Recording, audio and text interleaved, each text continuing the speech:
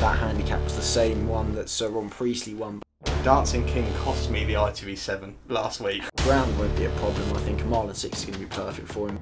A huge gamble on this horse, and it's quite interesting because he's the only one where you don't quite know where the ceiling is. Yeah, got down as an each way shout. Oh god, I can't believe I'm doing this.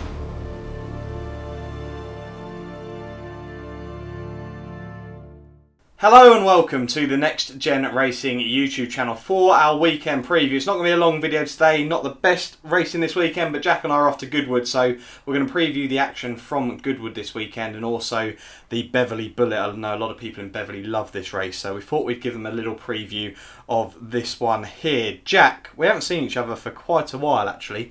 We've been off for almost 10 days, I believe, since we've been in this lovely studio. Main thing, bar York, Champagne Piaf has won a race during the Racing League. What's your reaction? Yeah, he actually won it very well, didn't he? He did, maybe too well. Yeah, he was backed into, I think, from 7-1 to 9-4 favourite. Yeah. And won it with plenty in hand. I mean, he travelled like a dream. And yeah, perhaps he's going to be too good to go over hurdles. I hope not. I hope he will. Really but, hope not. I mean, we had a good York, didn't we? Which was a good thing. And then, of course, Champagne Piaf topping it off was nice. That was it. Yeah, we will. York was a fantastic meeting. I'm sure there's going to be plenty of horses we're going to be talking about in the coming weeks, going some of the big races. But Champagne Piaf, yeah, really, really impressive. There is that race at Fontwell that Jack mentioned, sponsored by Champagne Piaf. So let's just hope that just matches up and it does work out. But we'll wait and see. Jack might even be able to get himself to Gary Moorjard. That might be in the framework in the future. So if he does go there, I'm sure that'll be at the top of his list on the questions to find out the plans with that horse. But yeah, we did have our feature video earlier in the week. If you haven't managed to check that out, have a look what's coming to you on the Next Gen Racing channel very soon. On the 2nd of September, we preview the Group 1 Haydock Sprint Cup. It's Hello Youmzain who holds on to win the Betfair Sprint Cup. On the 9th of September, Jack and I will be previewing the final classic of the season, the Doncaster St Leger. The 30th of September, Bienvenue, we preview the Qatar Prix de l'Arc de Triomphe. It's getting closer all the time, but Tom Sarson's won it. The 14th of October, we preview Britain's richest race day, the Kipco British Champions Day. But Cracksman is storming away. Never too early to talk about the Cheltenham Festival. On the 26th of October, we bring the first episode of our Cheltenham Anti-Post series, which will come to you on a monthly basis. It's a beautiful straight, 11 victories for Honeysuckle. She is the winner of the Unibet Champion Hurdle. Then, on Saturday the 6th of November, we go live for the first time ever for a watch-along live of the Breeders' Cup in Del Mar. Join us on the sofa where we'll react live to the action in the States. Unable and Frankie Dettori, the Arc winner, is the Breeders' Cup Turf winner too. All of this is coming to you over the next few months on the Next Gen Racing YouTube channel. Right, let's get on to the racing now. We'll kick off with Goodwood. It's the Prestige Stakes. It's the 150 there, and it's a Group 3 over 7 furlongs for the 2-year-old fillies. And Danae is your favourite here, 3-1. Hello You is 7-2. Clivero is 5-1. Tinderbox 11-2. Value Theory is 6-1. Mise en Scene, Prosperous Voyage, and Wilderness Girl 8-1. And double figures bar those. Now, the one horse that I don't fancy this horse actually, but the one horse that's been noted by a lot of people, I've seen it all over social media and had a few messages, is this Clivero. 16-1 down into around 5-1 with some bookmakers. Like a huge gamble on this horse. And it's quite interesting because there hasn't been there hasn't been a form boost really in terms of that race. Nothing's really come out and shown anything since. So, I mean, it did run a very good race. I think an extra furlong might have actually got there on the line. But what do we make of the whole Info situation? Has Info got around? Are people backing this on the fact that they think this horse is really, really good and they think, you know, based on the horse that beat, was it? Can't remember the horse that beat the horse now. Dubai Jewel. That was it. It looked very good prior to that at Windsor. I don't know whether this has all come from information or whether this is people going, do you know what, the form of that could be quite good.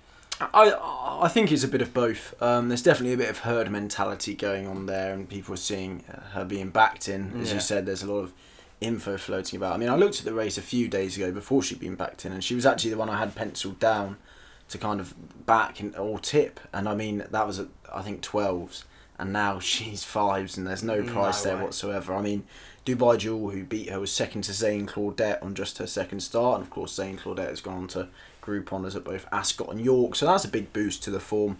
But that form was already there by the time the price was out with Clitheroe. I mean, she travelled like an absolute dream, but she did have every chance of getting past on that day. I mean, you say an extra furlong. I think if she had an extra 20 yards, she was getting past. She did travel like an absolute dream. Yeah. The first year, I think Hamzy also finished third. I think they were 2.5 lengths clear of fourth. So it's an interesting piece of form. She's probably the one I would stick the neck out for, but now she's only 2 points bigger than Danae. And then from that perspective, I'd probably want Danae over everything. I mean, very impressive on debut. Third out in Deauville in a Group 3. And I mean, her dam won the Queen Mary, the Moyglare and the Coronation on good to firm, and that was on soft ground. So, I mean, I think the firmer ground, which we're going to be getting, we're going to have a sounder surface. We've got a dry week ahead, a dry few days ahead. I think she's going to definitely prefer the sounder surface. But the only problem for me is she was beaten by Oscula. And Oscula's pretty exposed now, isn't that's she? That's what I did think that, looking at that. She does run a good race. She's very consistent in kind of that aspect. But I mean, she was beaten by Hello You by about 2.5 lengths in the Albany. So I mean, Hello You, but again, she's becoming a little bit exposed. I mean, will there be something in behind a missing scene, a tinderbox that comes and grabs it? Who knows? I mean, I'm intrigued to see how Clitheroe gets on, but it'll be a no-bet race for me. That's it. I've got it down as a no-bet race as well. With regards to the whole info situation, I do get it. Trainers talk up their horses, and you hear all of this, and we talk about this quite regularly, actually, with each other, and I don't mind hearing it, right? I don't mind. It's always a positive, but I always think it's a positive if you fancy the horse. I've got to fancy it on my own to be able to say, look, if there's a bit of info to go along with it, that's just kind of, giving a bit of positivity. If I don't look at the info and I look at a horse and go, yeah, I fancy the horse, and something comes along saying, oh, she won't be beaten this weekend, it's like, right, okay. Like, I mean, in my head, I'm thinking, oh, maybe I've had a good bet here. York just completely vindicates that. Wesley Ward is the fastest horse ever trained. Very true. Yeah, it's just the same old thing. We've seen it with Santa Barbara, Golden Powell. Lots of horses get hyped up. I think the less you read about trainers, the better these days. Yeah, I would recommend to punters that if you do hear info, that you've got to have a look at the race yourself and also look to see if you fancy the horse and the horse is actually worth a bet before listening to that. To be fair, my advice would be if you do see info, forget about it. There we go. So just be careful when it comes to that. But I'm not going to go on too much about the race. Like I say, it's a no bet race. You mentioned that race at Deauville for Danae. I fancy Danae if I had to pick one in here. You also look at the second in that race. That was an unbeaten Andre Farb filly, which she looks quite smart. Yeah, exactly. That's what I mean. So potentially Oscar was just on a really good going day that day, and Danae potentially with the good ground, like you said, should really come on. So will be tough to beat, but we'll be fascinated to see how this Clitheroe gets on. So I think either going to bolt up or probably come right at the back of the field, but we'll have to wait and see. Now let's go on to a race that I love staying races. This is the March Stakes, the 3 o'clock at Goodwood. It's a Group 3 over 1 mile and 3/4 for the 3-year-olds. Nagano is 11-8 here. Mandoob is 9-4. Chalkstream 5-1. Dancing King is 6s. One de Montalban is 6-1. Alerta Rocco 13-2. Classic Lord 14s. And White Pepper 20s. Testing my pronunciation, some of those horses in there. A horse that a lot of people know that I loved from the Glorious Goodwood preview know that I love Dancing King. And the horse that actually won the race that I thought Dancing King would go and win was Nagano, who's the short price favourite here. Now, I really, really like Dancing King. One thing that people don't know, and I messaged you, Dancing King cost me the ITV7 last week, and I cannot tell you how horrible that felt to watch that race back. But it was a race at Chester won by Yes Yes, who is in the St Leger. I'm not going to go and win the St Leger. Well, be a big outsider if it did go and win the St Leger, but I don't fancy the horse for that. But I do think Dancing King backing up quickly. We know the Johnsons like to do this with their horses, and it wouldn't be Goodwood without mentioning a Mark Johnson horse. And I do think Dancing King holds plenty of good credentials behind Yabir in the Bahrain Trophy at Newmarket.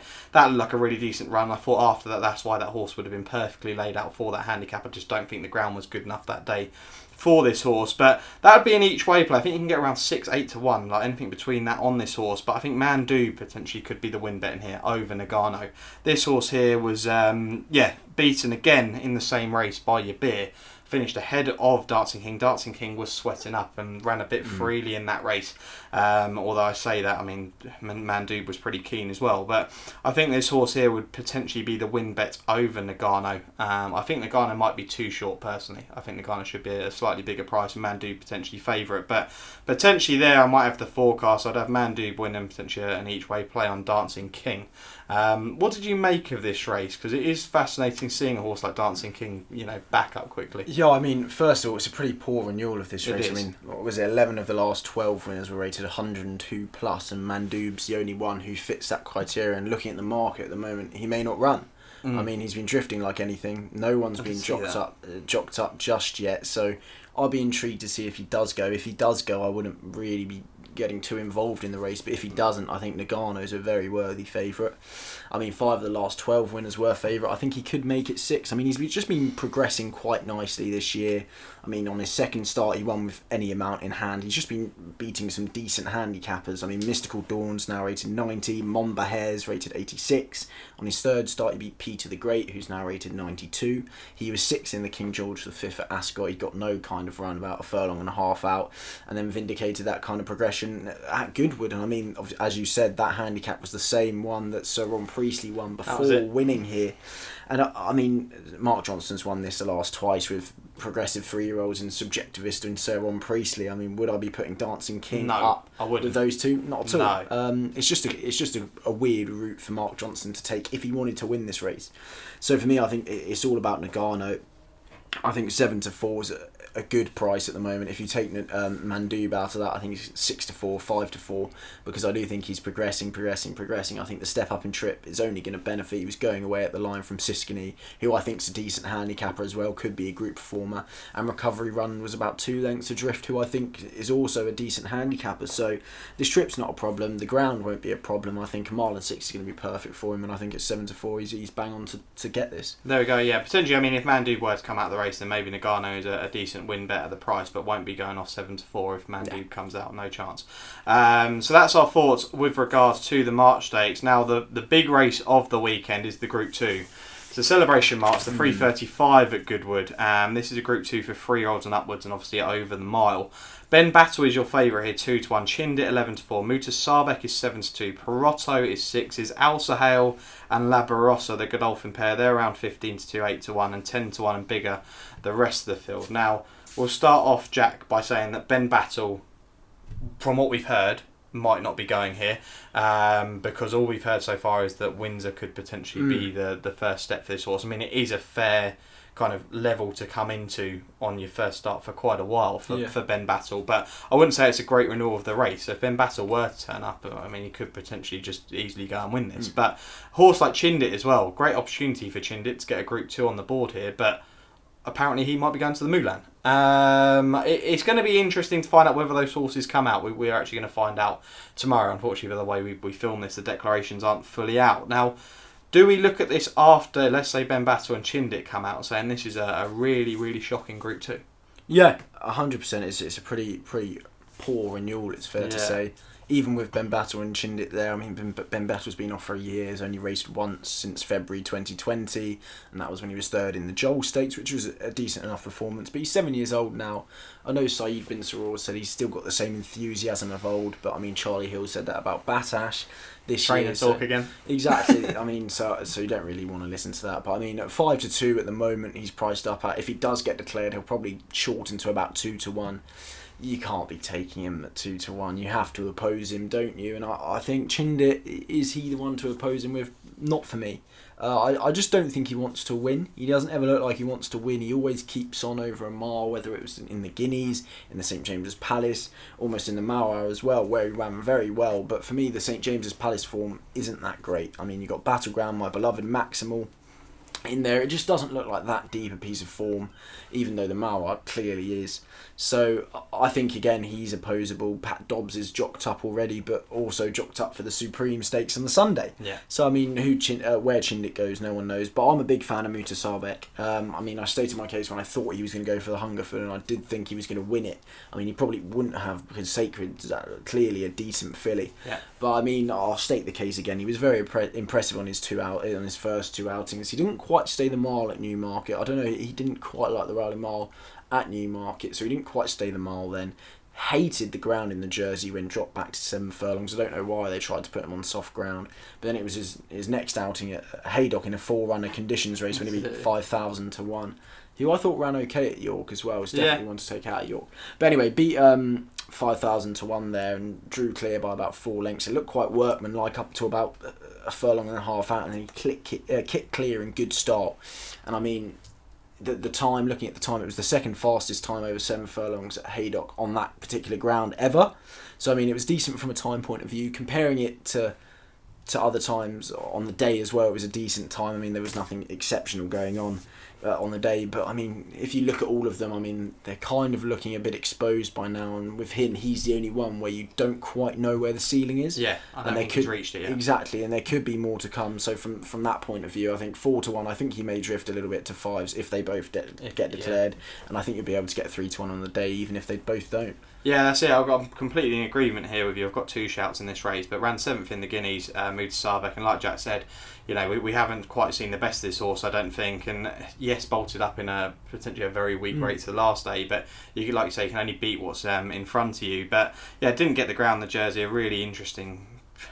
I don't know why they went there at all, to be totally honest. A really unusual step, but potentially if BENBATL and Chindit were to come out, this horse could go, I don't know, 5 to 2, 2 to 1 for this race, but become a heavy favourite. And some of these you could say are handicappers or decent handicappers at best. Some of the races, the horse in here.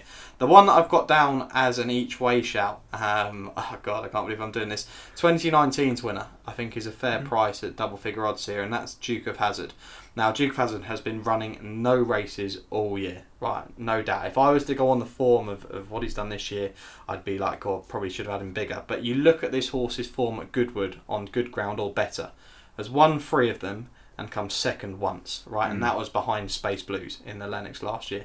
Now, this horse has really decent form at the course. Doyler is booked up to ride this horse, and I tell you what, I just think that potentially 10, 12 to 1 is a really decent price each way about a horse in a race like this. You know, it could become a real mess, and a horse like Duke of Hazzard, who's won this before, I know he might be an old boy, but I definitely think he's got a reasonable chance. That was the only thing I was looking at. I think if Brentford Hope comes out, there's just no pace angle. I don't know who's going to try and take the lead and make all here, because if Brentford Hope comes out, which, looking at the ground, he may, I think it could turn into a mess. It really could. So yeah, it's going to be a really fascinating one. Jack and I are both a big fan of Move to Sarbeck, and I'll put up Duke of Hazzard as a potential decent each way shout in the Celebration Mile. Now, on to Beverly.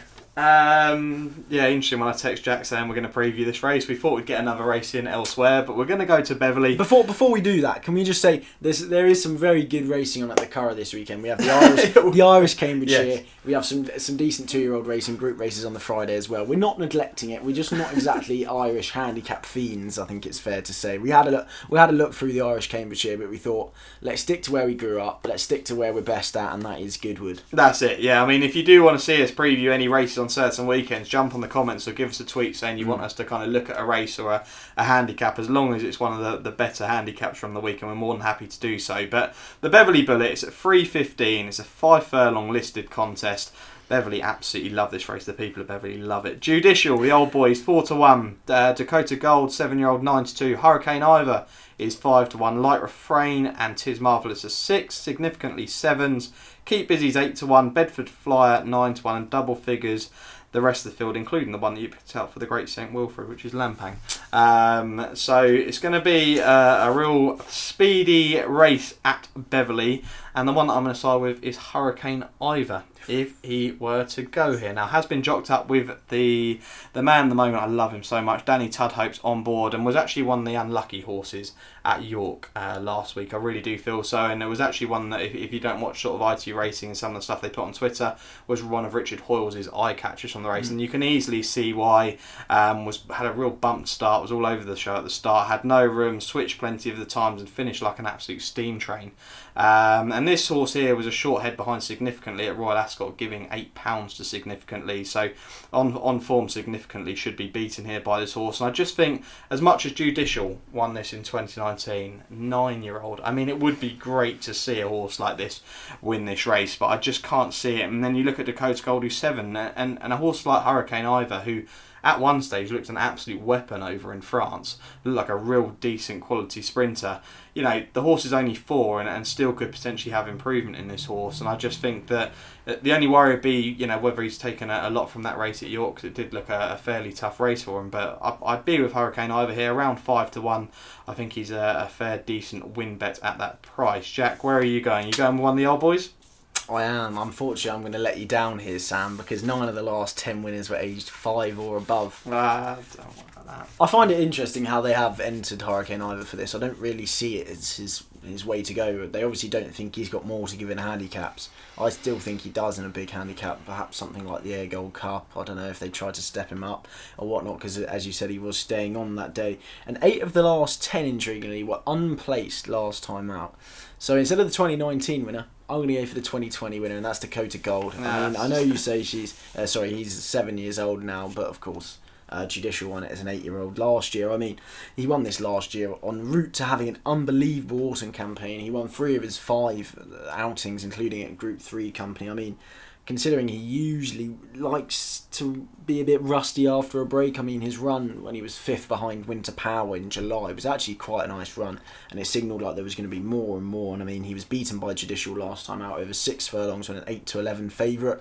He's got a £3 swing in his favour today, so I do think at a 5-1, I'd definitely be taking him over Judicial and hopefully over the field. There we go, one of the older boys for Jack and one of the younger boys in Hurricane Ivor for myself. So Dakota Gold for Jack and Hurricane Ivor in the Beverly Bullet. Now, let's go on to other selections from the weekend. I do only have the one, and it will be my nap of the weekend. And it comes from Goodwood. It actually comes from Goodwood on Friday night. I'm there with a work party. My work's got a summer party there on Friday night, so no pressure. I'm probably going to have plenty of people trying to find winners of me, which the tip of the night will be not to come to me for the winners potentially that night. I'd agree with that. Yeah, it comes in the 2-mile race, the handicap on the Friday night. The Mick Channon trained single is the horse that I'm going to be with here. She ran second to Eileen Dover in a Class 2 handicap, carrying 7 stone 7 pounds, the jockey that day, which was one of the lowest I've seen a jockey carry. Yeah, I know, yeah. It's been kept on the same mark of 77. And what we know about this horse, I mean, the last time that this horse ran, she was over 1 mile and 6. This is over 2 miles, but we know this horse stays. Finished 7th in the Queen Alexandra at Royal Ascot. That was over 2 mile 5. At a big price, she was that day 66-1. Stayed on really well against some decent rivals, including the Chester Cup winner Falcon 8. Tom Marquand's booked on board. I think if he can settle this horse, the horse does tend to like to be towards the back of the field.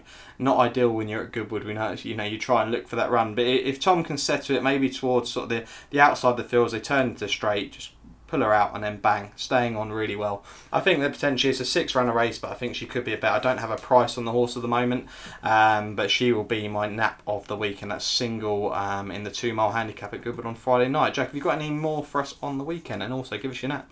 Yeah, so I'll start with the nap. It's going to be Nagano at Goodwood in the what race it is, right? The March Stakes. The March Stakes on Saturday. I think Nagano at 7-4 is a good enough price to try and justify favouritism there.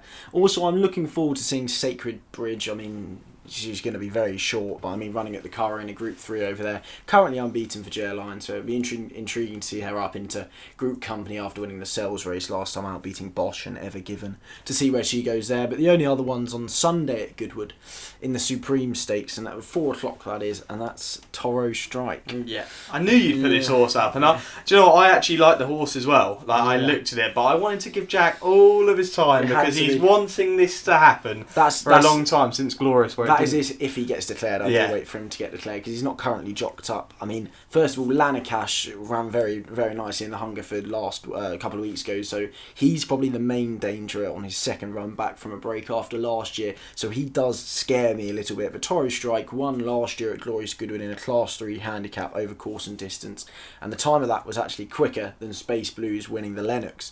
And then after that, he went straight from there to this last year. Finished second, was just touched off by Happy Power on good to soft ground. Now he wants as firm ground as he can get. He was I think 7th or 6th in the Lennox this year. again on very soft ground. Couldn't show his running, but I mean on seasonal reappearance this year over 7 furlongs at Thirsk of all places, he beat Motokayo very comfortably when looking like he was outpaced at halfway. Motokayo is now rated in the 110s, and I do think I don't know what price he's going to be, but if he's a nice decent price, I think he'll probably be about 6-1, 7-1 open up.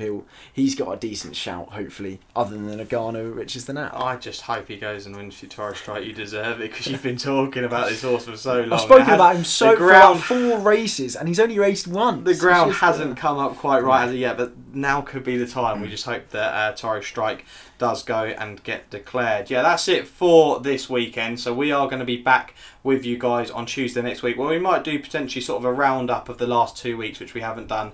Potentially a few horses to note moving forward into the back end of the season. As you saw from our trailer at the start of the video, we've got the Arc coming up. That's going to be really exciting to preview. Jack potentially could be out there for the Arc. There's no guarantee that I'm there yet, by the way. Jack keeps trying to say, get yourself there, get on the Eurostar. It may happen, it may not. But the other thing is also the Breeders' Cup. We're going to talk about that plenty in the next few weeks. Something very different on this channel. We're looking forward to that with some plenty of stars that could potentially be going there from what I've been hearing from the trainers. So looking forward to that. But yeah, thanks very much for your support. Thanks for watching. Give us a subscribe, and we'll see you on Tuesday for our feature video.